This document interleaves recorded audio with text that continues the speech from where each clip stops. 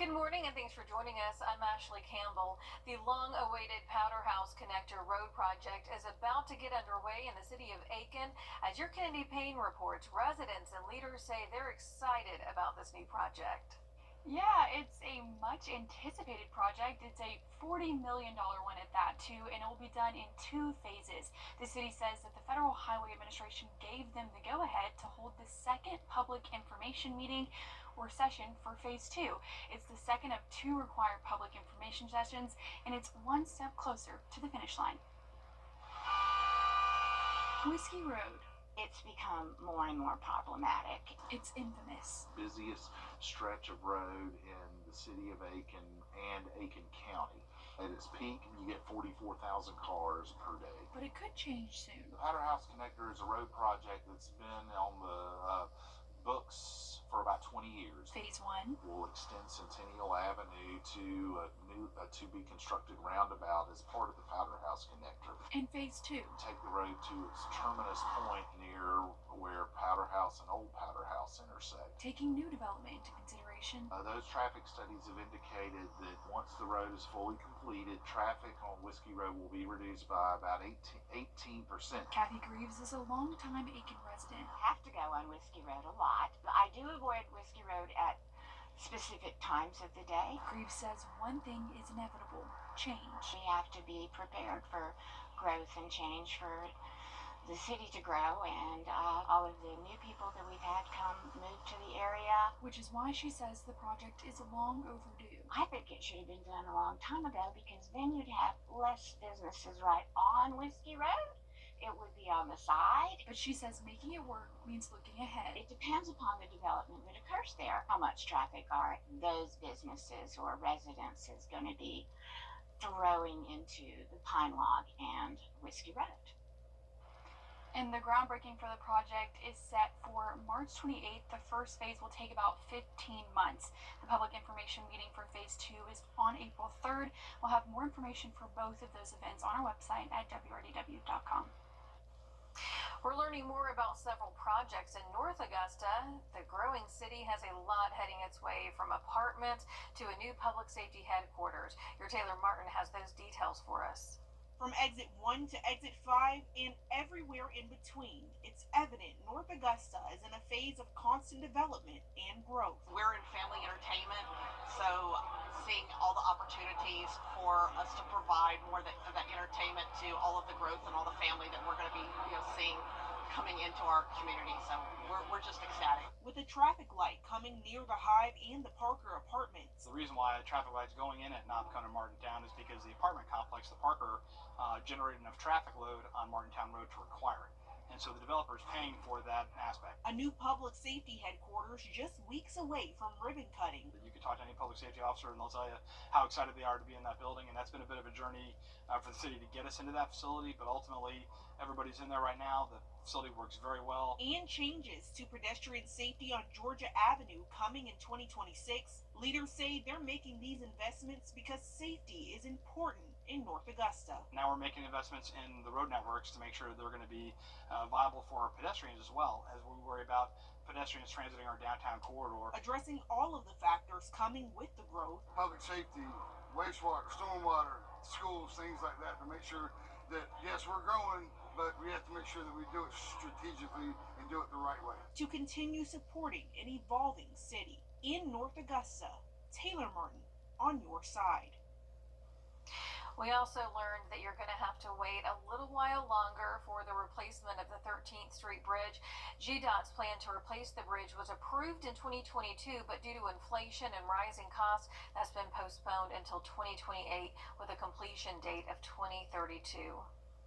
An organization in Aiken that gives children experiencing abuse or neglect a temporary home is getting ready to make some changes to its facility. It's all thanks to volunteers and donors. Helping Hands is finding solutions and how they can better help the kids who come through their doors.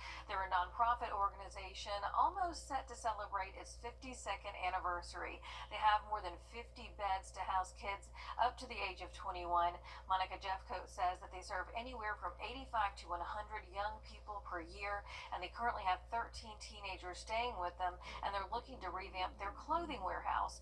She says they're looking for professional clothing of all sizes for teens, undergarments, as well as items for foster parents, so they can benefit from this. We will have half of our clothing warehouse dedicated to the clothing from birth to 21, mostly focusing on teenage clothing items, and the other half will have items such as toys, hygiene items, any item that a foster parent would need.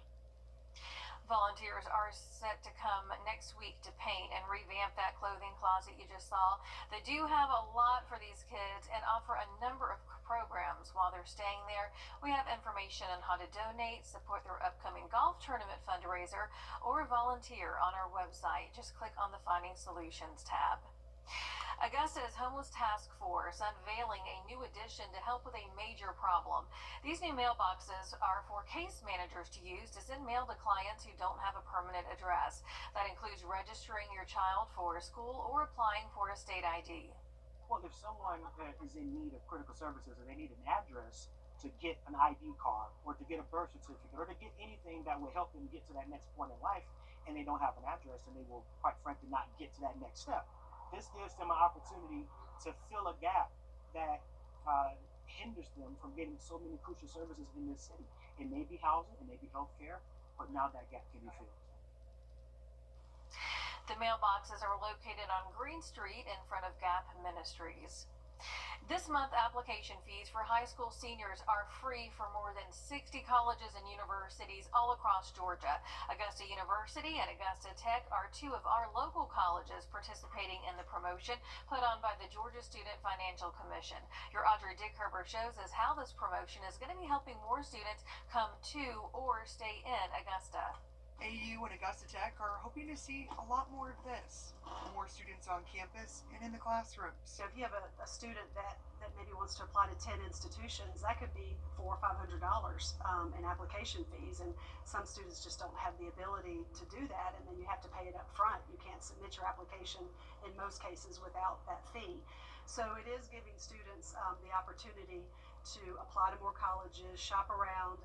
The Georgia Match program is also taking the difficulty out of the application process by giving that direct match. Giving more people the chance to apply that might not have applied before. Anything that we can do to make it easier for a student to apply, to make it easier for a family to afford college, is going to trickle down into all of our communities, whether that's first-gen students who maybe their family aren't as familiar with the college search and application process, or underrepresented communities or lower socioeconomic background families. It's only their second year part of this program. Last February, AU had around 400 applications, and Augusta Tech had around 600. But then in March, AU jumped to around 700 applications, and Augusta Tech to nearly 1,400 applications. And they're hoping that they're going to get even more than that this March, and say they're right on track for that. And so I anticipate seeing a similar volume this year. So again, 700 students that this takes advantage of this opportunity, I think is really amazing. Breaking barriers with the goal to keep students local and bring more in from outside the CSRA to help build up Augusta as a whole. It can be a daunting task for a lot of institutions, including our own. So this program has really helped, I think, to bridge that gap for students and give them more access into higher education. In Augusta, Audrey Dickherber on your side. Again, you've got more than 60 Georgia colleges and universities waiving application fees for the month of March. And depending on which one you're applying to, there are different ways to get that fee taken off. We've got more information on our website. Just go to wrdw.com and search application fee. And here are some events for your weekend.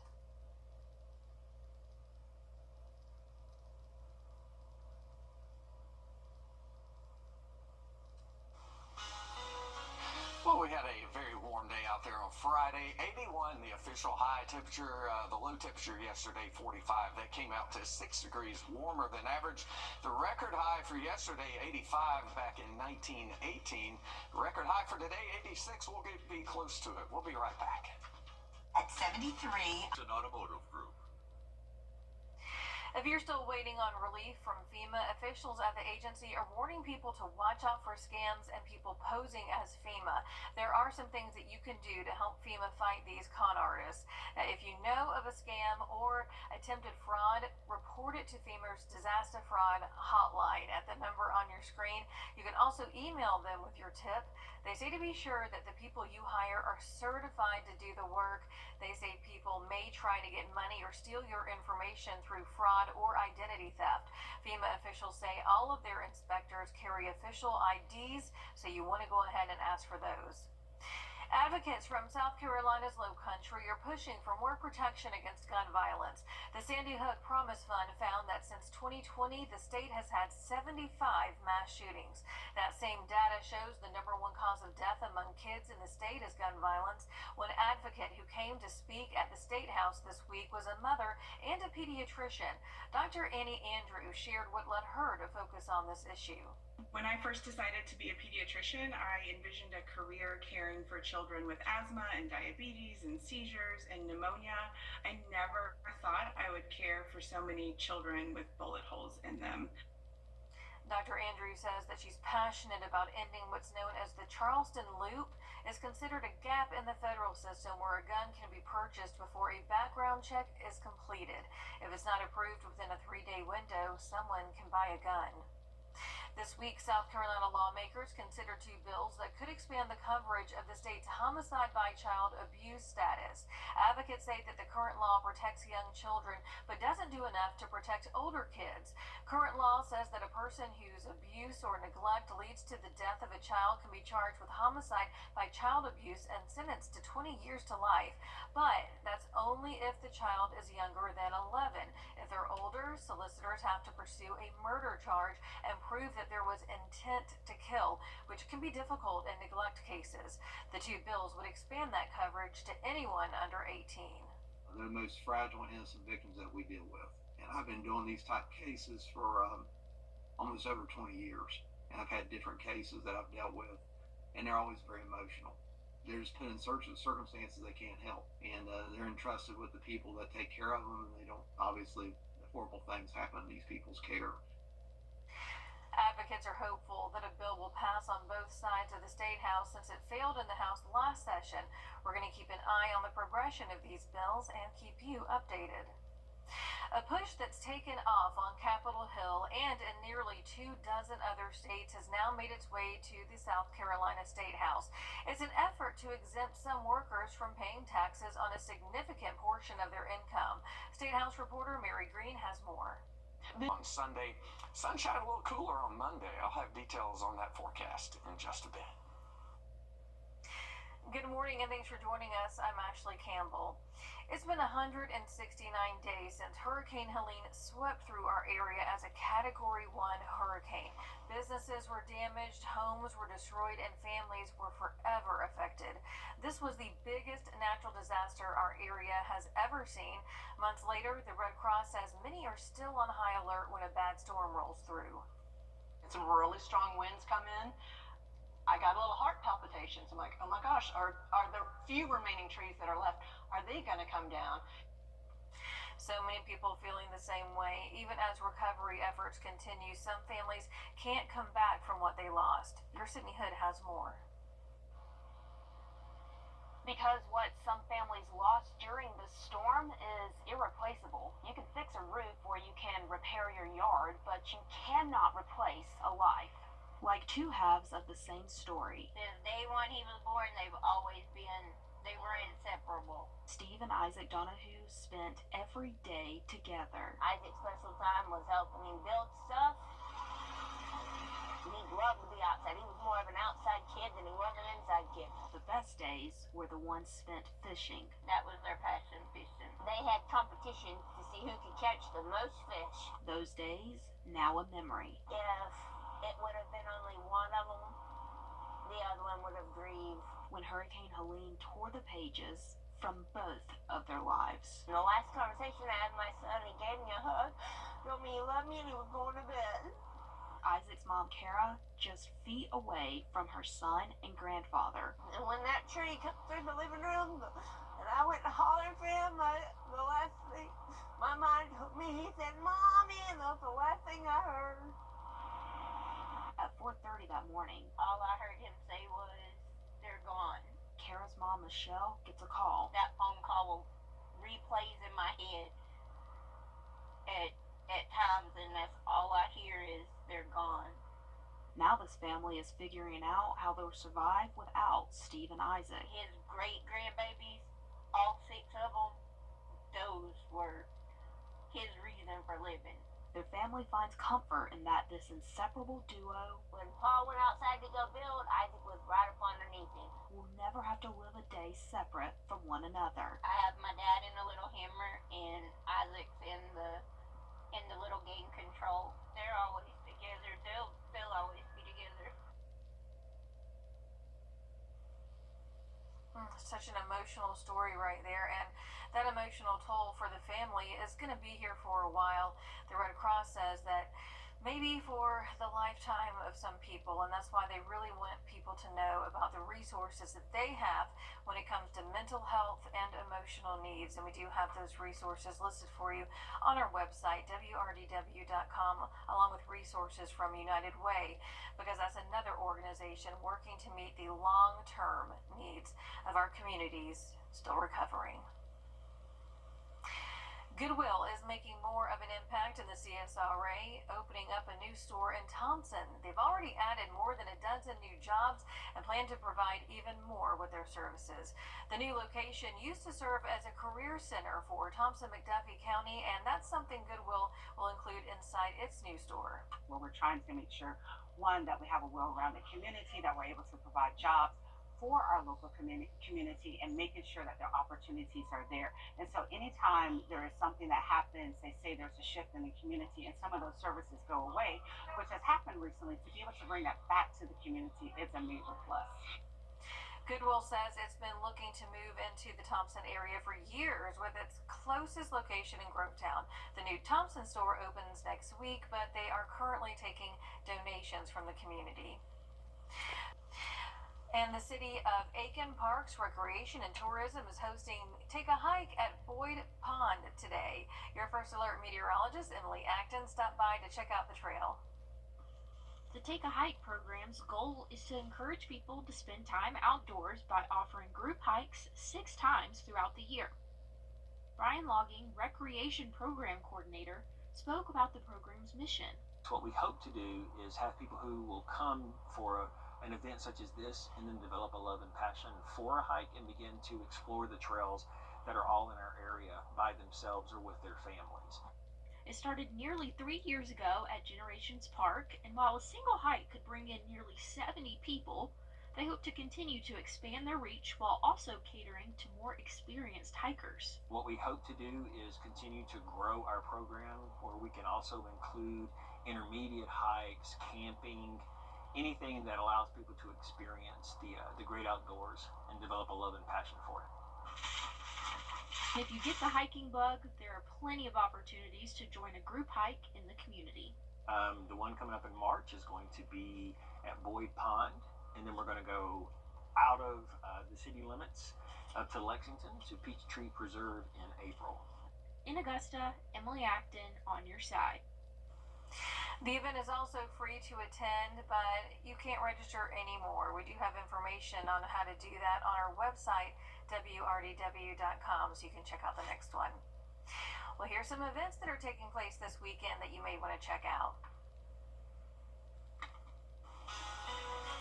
Just a little bit of fog out there to start your Saturday morning. Otherwise, a nice looking day ahead. It was a beautiful Friday. The high yesterday, 81, the low 45.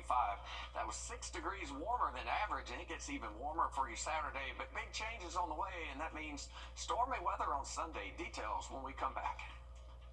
Welcome back, World Heads. So, what kind of secrets are you hiding in those Eyeglass World same-day labs? No secrets. It's just equipment to make our customers' glasses the same day. Huh. And is this equipment of alien origin? I think it's just made in Des Moines. They have aliens in Des Moines? Get 2 pairs of glasses for $99. Or get 2 pairs of progressives for $199 the same day at Eyeglass World, the world's best way to buy glasses. You have a vision. Definitely. Thank you, guys. Georgia's elected leaders are debating how to put together the state's budget. Some want to cut recommended funding for school vouchers, reducing the funding by a third. But as your Georgia State House reporter, Abby Kasouris, explains, there's a plan to fight back. It's chamber versus chamber. Members of the Senate staunchly opposed to the House's proposed cuts for the state's school voucher program for students in some of the lowest performing schools in our state.